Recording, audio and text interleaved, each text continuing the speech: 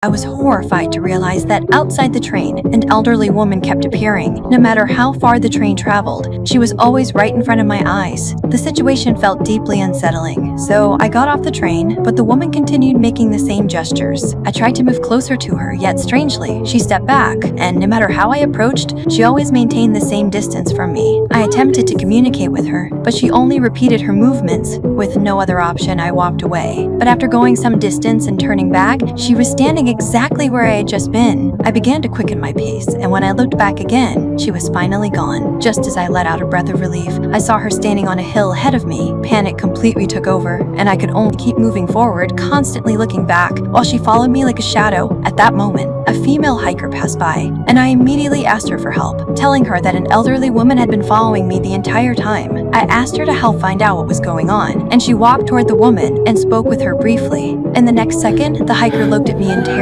let out a scream, and ran away. That reaction made me speed up even more, and before long, I reached a small town, yet the elderly woman was still following me. I hid inside a tavern and asked the people there if they could see the woman standing outside. One man said he had never seen her and even offered to go out and bring her inside. No one knew what the woman said to him, but the man suddenly stared at me in fear and ran away as if he had lost his mind. I was completely shaken, and as heavy rain began to fall, the woman remained perfectly still. At dawn, I returned to my adoptive mother's home, seeking comfort, and told her everything that had happened. I explained that no matter what I did, I could never get close to the elderly woman. My adoptive mother suggested putting the call on speaker and said she would approach the woman herself. I warned her that everyone who had gone near the woman had fled in terror, but she confidently walked toward her anyway. In the next instant, she looked at me, turned around, and ran away. I chased her to the intersection, but the elderly woman was still behind me, maintaining that exact distance. When I turned my head, I saw my adoptive mother already sitting in a taxi, and the look in her eyes toward me was filled only with coldness. No matter how hard I chased, the car never stopped, leaving me alone and helpless.